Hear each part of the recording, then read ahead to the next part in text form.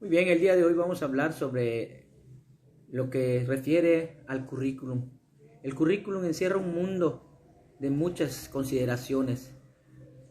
Tendríamos nosotros que analizar bien qué es lo que enseñamos, cómo enseñamos y por qué enseñamos.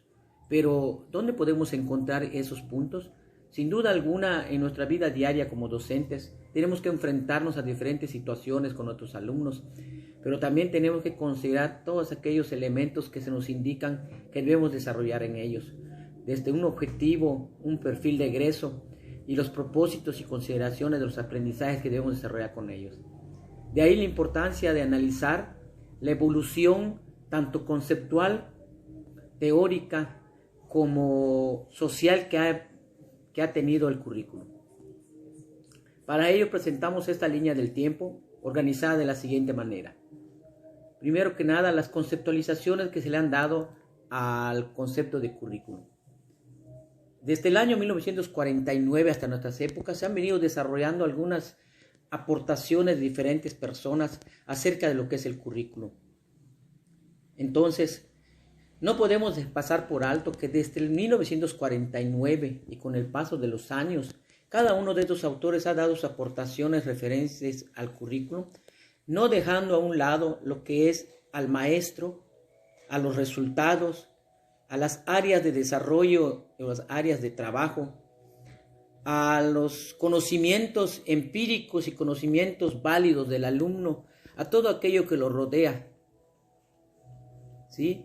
A su preparación como futuros profesionales, a su preparación como estudiantes de bien, es decir, que tienen una formación integral. Cada uno de los periodos históricos por los que ha pasado el concepto de currículum está plasmado en documentos diferentes, pero cada uno de ellos tiene una misma intención: entender el por qué se enseña y qué es lo que se enseña, cómo el maestro va a accionar ante ellos y cómo el alumno va a enfrentar sus conocimientos. Tanto Tyler como Salvador y Alexander, Bestor y Gord, en esta primera etapa podemos ver de 1949 a 1959, que específicamente trabajan lo que les estoy comentando, ¿no? ¿De dónde surge el conocimiento del alumno? ¿Qué toma en cuenta? ¿Qué es lo que considera el currículum para trabajar con los alumnos? Desde sus orígenes, desde el origen del conocimiento del alumno, desde las cuestiones empíricas de lo que vive en casa, de lo que vive en cada una de sus acciones cotidianas, diarias, podemos ver que desde ese entonces ya se empezaban a considerar esos puntos en los alumnos, ¿no? También tenemos que ver las aportaciones de otras personas como Gagné, ¿sí? En el año de 1966, Gagné, Inlow, Salvador y Alexander hablaban de contenidos organizativos para el logro de aprendizaje, así como la consideración de lo que ya sabe el alumno. Vuelvo a repetir, ahí retomamos de nuevo a cuenta los conocimientos que trae el alumno, esos conocimientos empíricos que el niño trae y que forja sin necesidad de seguir un currículum formal, sin necesidad de seguir un aprendizaje esperado, esos que se van formando en el día a día, ¿sí? Inlow dice que el currículum es un esfuerzo de la escuela para generar aprendizajes esperados, ¿sí? Y Salvador y Alexander es una oportunidad de aprendizaje que la escuela da. Si nosotros nos damos cuenta, en cada uno de los periodos históricos, de las conceptualizaciones que se van formando a través del tiempo, nos damos cuenta que maestro, alumno, escuela, forman parte del currículum y no los podemos hacer a un lado, porque la escuela como formadora tiene que considerar el currículum a desarrollar los porqués del que tiene que enseñarse y qué se debe enseñar y cómo se debe enseñar, ¿de acuerdo? Pero también en todo este ámbito de conocimientos que se van generando o que se desarrollan, tiene que ver mucho cuáles son los objetivos que nosotros consideramos para lograr los aprendizajes, qué es lo que pretendemos lograr en nuestros alumnos y también cómo planificamos como maestros, como escuela, cómo planificamos el logro de los aprendizajes de nuestros alumnos, tomando en cuenta las experiencias de estos, como dice Johnson en 1970, ¿sí? Cómo nosotros podemos asumir al alumno a través de sus ámbitos de responsabilidad, cómo podemos nosotros lograr que ellos promuevan y que ellos logren sus aprendizajes. O sea, nosotros como escuela promover los aprendizajes a través de los alumnos asuman su responsabilidad como estudiantes. Eso lo decía Rull en 1963. En 1974 Se considera como un plan para el aprendizaje, que considera contenidos, experiencias, logros de aprendizaje. Les vuelvo a repetir, ha sido un cúmulo de experiencias conceptuales que se han vivido durante muchos tiempos.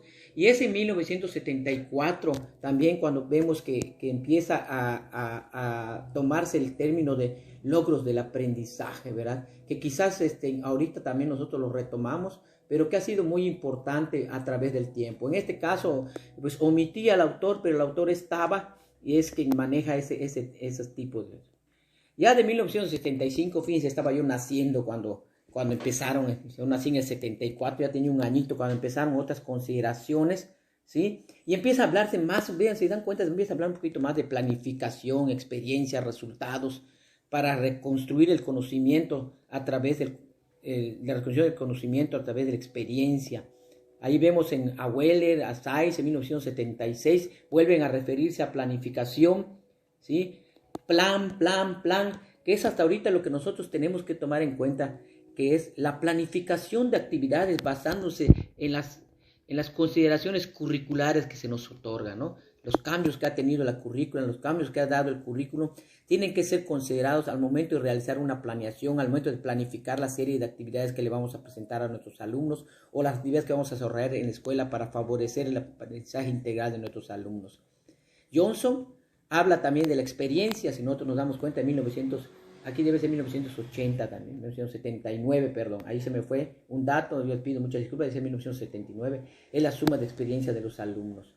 Tanner, por su parte, habla del desarrollo sistemático de la reconstrucción del conocimiento y la experiencia. Volvemos a tocar la experiencia, el conocimiento, la reconstrucción. ¿Qué sabe el niño? ¿Qué sabe el niño? Y eso vamos a tomarlo para que vuelva a construir su conocimiento, para que a través de las experiencias vividas él construya un conocimiento nuevo.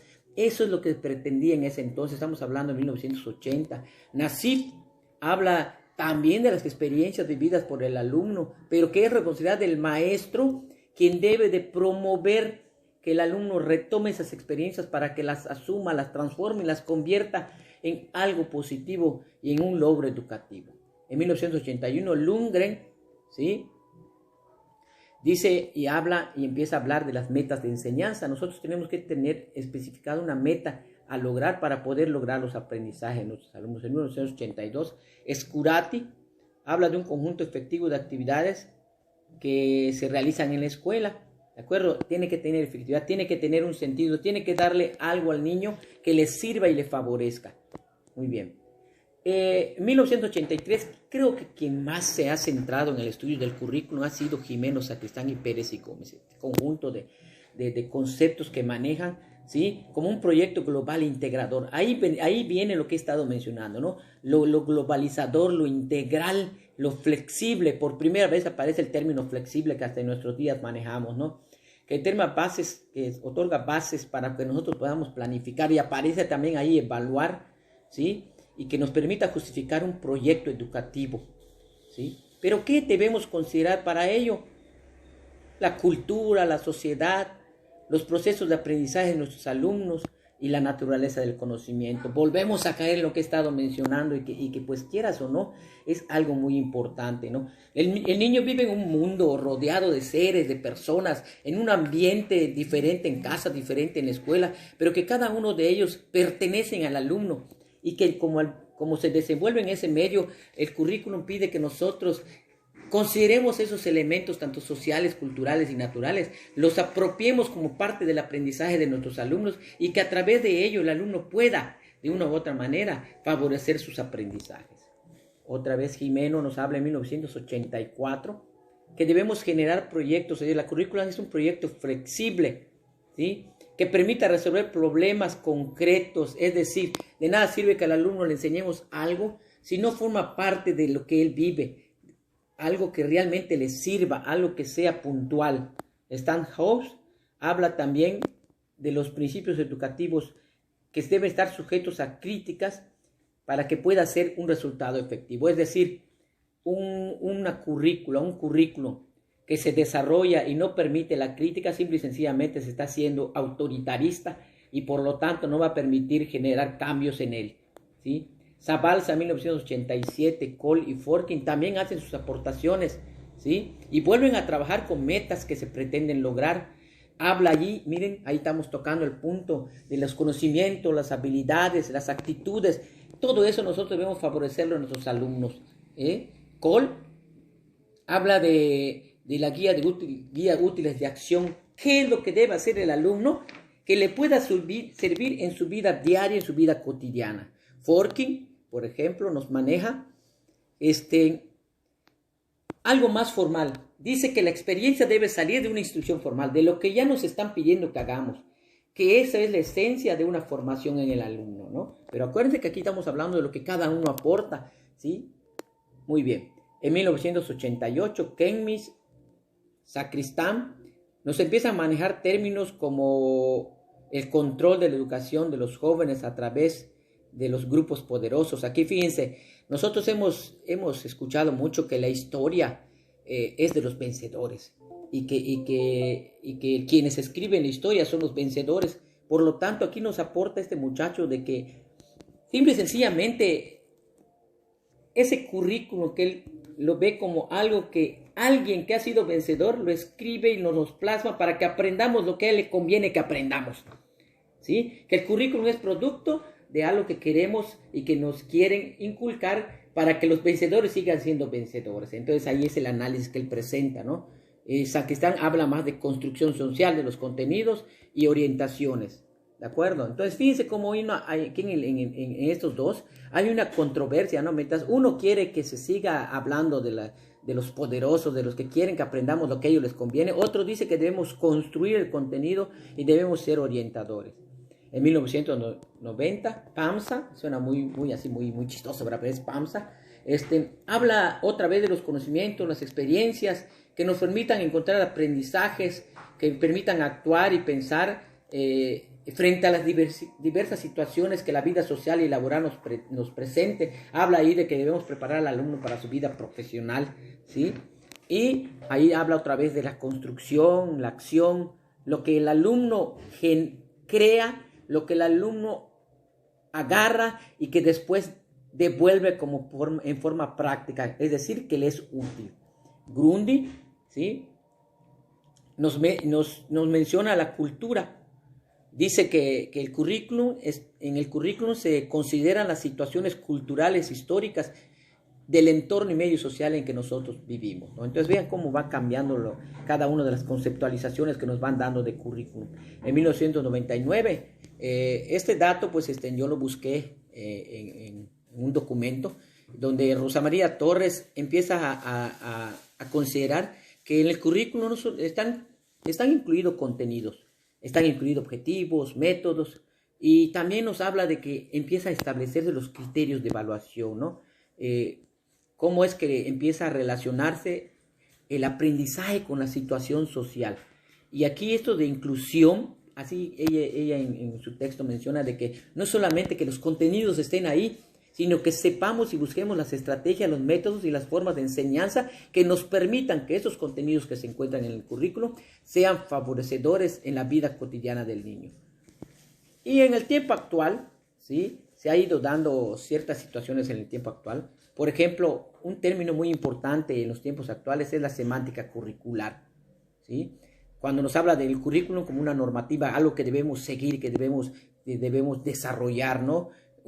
La currícula como un conjunto de oportunidades de aprendizaje, es decir, cuando el niño va a la escuela, tiene la oportunidad de aprender, tiene la oportunidad de adquirir nuevos aprendizajes, en este caso aprendizajes esperados, y transformarlos, adquirirlos, modelarlos, hacerlos a su forma de ser, ¿no? Entonces a eso se refiere. Currículum como proceso educativo, y acuérdense ustedes que en la actualidad nosotros hablamos de 3 tipos de currículum. El currículum formal, que es el que nosotros enseñamos a nuestros alumnos en la escuela a través del seguimiento de un currículum establecido a través de planes y programas de estudio que nos mandan las autoridades educativas y que han sufrido cambios también con el paso del tiempo, ¿sí? Por ejemplo, cómo es que el aprendizaje formal o la currícula formal anterior, pues por ejemplo a nosotros los maestros nos daba ya los objetivos, nosotros diseñamos actividades y se consideraba la forma de enseñanza donde el maestro decía y el alumno recibía. Eso lo vamos a ver un poquito más adelante con las aportaciones que tenemos al final. Pero cómo es que ha ido cambiando, ¿no?, el aprendizaje formal,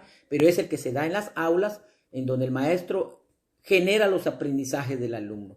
El aprendizaje oculto, que es lo que el alumno trae de casa, o los aprendizajes que están también en la escuela, pero que no están en la currícula, que ahí están. Por ejemplo, a qué niño le enseñan que cuando llegan a una casa en la escuela, pues normalmente a veces los tocamos en formación cívica, pero por cuestión familiar, el respeto, ¿no? El respeto hacia sus mayores. En la antigüedad nuestros abuelitos, cómo utilizaban el aprendizaje, el currículo oculto con nosotros. Cuando nosotros interveníamos en una plática, nos miraban con los ojos así que nos van a comer, y eso, quieras o no, pues era un aprendizaje que adquiríamos sin que nos estén enseñando. Sabíamos que si esa mirada de nuestros abuelos indicaba que nosotros no debíamos involucrarnos en lo que ellos estaban platicando. Entonces ahí es una forma, un ejemplo del currículum oculto, ¿no?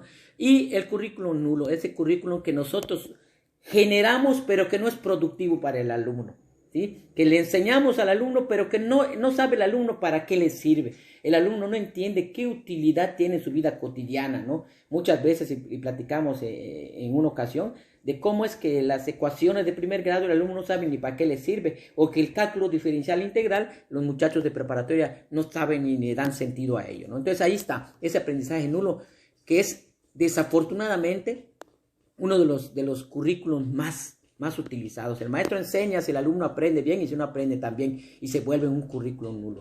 Está establecido, pero no está siendo funcional. Muy bien.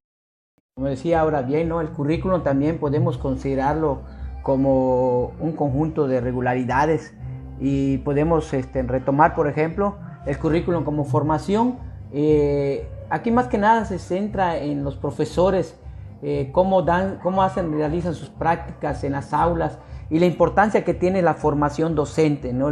El maestro tiene que estar al día, a la par con las actualizaciones curriculares, con las tecnologías e innovaciones que van presentándose a través de la vida social. También se encuentra el currículum como un conjunto de experiencias vividas, donde tenemos que estar conscientes de que existe un proceso dialéctico, ¿sí? ¿Qué es lo que se hace y por qué se hace? Donde tenemos que entender la flexibilidad curricular como una condición actual del docente. Es decir, el currículum en la actualidad es un currículum flexible, que nosotros podemos moldearlo, podemos moverle, podemos hacerle con el único fin y propósito de que sean funcionales para nuestros alumnos, ¿de acuerdo? El currículum también puede ser una regularidad como sistema, ¿sí? Donde se entiende una relación coherente de los principios didácticos, los objetivos, los contextos, los contenidos, los medios, los recursos, las formas de evaluar. Todo ese conjunto de elementos forman lo que es un sistema curricular, ¿de acuerdo? Pero todo esto en base a una atención a la situación o encargo social demandante que tienen las instituciones educativas, ¿no? Entonces aquí tenemos nosotros que estar acordes con las exigencias del nuevo milenio, ¿no? Todo lo que las modificaciones que va sufriendo la sociedad actual también tiene que ser parte de, ¿sí? El currículum como ocurrencia de prácticas, ¿de acuerdo? Aquí nosotros tenemos que tener en cuenta que el docente tiene que ser innovador, tiene que ser un profesor en la relación maestro-alumno, donde exista la reflexión sobre la praxis, de cómo se dan las situaciones, cómo el maestro realiza la práctica educativa y cómo el alumno desarrolla los aprendizajes. El currículum como formación de valores desde la perspectiva de la axiología, ¿sí? Lo que nosotros instruimos y lo que el alumno pretende de la sociedad. Entonces ahí está, ¿no? También existen unas consideraciones históricas, como a través de los siglos, como a través del tiempo, la currículum o el currículum ha entendido o ha sufrido ciertas modificaciones, ¿no? En el siglo XVI y XVII, por ejemplo, se hablaba de procesos secuenciales temporales que se daban día con día, se repetían todos los días. Eso era la currículum para ellos. Se hablaba de un código curricular realista donde los conocimientos se adquirían a través de los sentidos, ¿sí? Surgen nuevas materias, nuevos métodos de enseñanza. El alumno aprende cuando escucha, el alumno aprende cuando mira, el alumno aprende cuando toca, ¿no? La metodología activa del siglo XVIII habla de la experiencia de los alumnos, donde el docente es mediador y facilitador. Aquí ya el maestro deja de ser quien dice, y el alumno solamente te escuche y escuche. No, empieza un proceso de interacción donde el alumno está en contacto con sus aprendizajes y donde el alumno crea sus aprendizajes y el docente solamente lo va monitoreando, ¿de acuerdo? En el siglo XIX aparece el Código Curricular Moral, ¿sí? Cuando habla de la educación de masas. Este código curricular se vuelve nacional y se construye sobre el conocimiento de lo que realmente necesita el alumno. O sea, ¿qué es lo que le va a servir al alumno? ¿Qué es lo que realmente necesita para poderlo poner en práctica en su vida diaria, en su vida cotidiana, en su medio social? ¿De acuerdo? ¿Qué es lo que él requiere? Bien, también aquí con estos códigos curriculares, tanto morales como sociales, hay algo muy importante. En un principio, la enseñanza de la currícula o los currículos nos marcaban una enseñanza oral, ¿de acuerdo? Todo era verbalístico. Pero con la aparición de la imprenta surge una nueva forma de enseñanza y de aprendizaje, que es a través de la lectura, a través de la relación de lo que el alumno escucha con lo que el alumno lee, para poderle dar un sentido a sus conocimientos o a sus aprendizajes. En los tiempos actuales vamos a mencionar algo muy importante que habla Ludwig. Existe un currículum oculto o invisible y que gira en torno a las tecnologías educativas, creando códigos neutrales. Es decir, quizás nosotros no le enseñemos algo al alumno, pero el alumno, a través de los códigos tecnológicos o de lo que descifra a través de la tecnología, adquiere aprendizajes, que no es algo que esté en una currícula, por eso habla de un currículum oculto invisible. El alumno aprende cosas y las aprende sin que esté en una escuela, sino que las adquiere a través de las redes sociales, a través del internet. Pero ojo, aquí sí hay que tener cuidado, porque ese tipo de currículum oculto pudiera ser perjudicial para nuestros alumnos. Finalizar y a manera de conclusión, podría decirles que el desarrollo del currículum o el desarrollo de la currícula necesita imperiosamente de la atención del docente.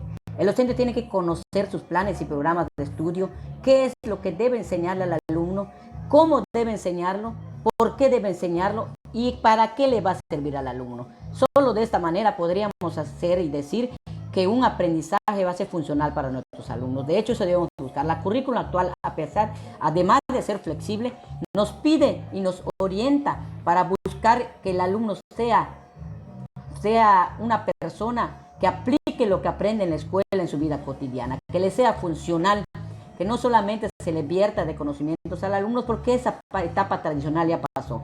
Estamos en una etapa constructiva. Acuérdense que también tenemos aspectos psicológicos, sociológicos que nos permiten establecer el tipo de aprendizaje que nuestro alumno requiere, ¿no? No quiere decir que hagamos a un lado los otros tipos de aprendizajes o los otros tipos de metodologías, otros tipos de teorías que nos ayudaban en años anteriores, sino que simplemente retomar lo que nos pueda servir, pero sobre todo que nos sirvan porque el currículum así lo facilita, ¿no? Porque el currículum nos lo permite. Entonces, también tenemos que considerar que en el currículum formal no se detalla las situaciones especiales y que deberíamos retomarlo y hacer las adecuaciones necesarias para que nuestros alumnos también que presenten alguna dificultad para el aprendizaje y la permanencia puedan ser atendidos y puedan ser ellos formadores de su propio conocimiento, pero sobre todo que apliquen ese conocimiento en su vida cotidiana. Muchas gracias.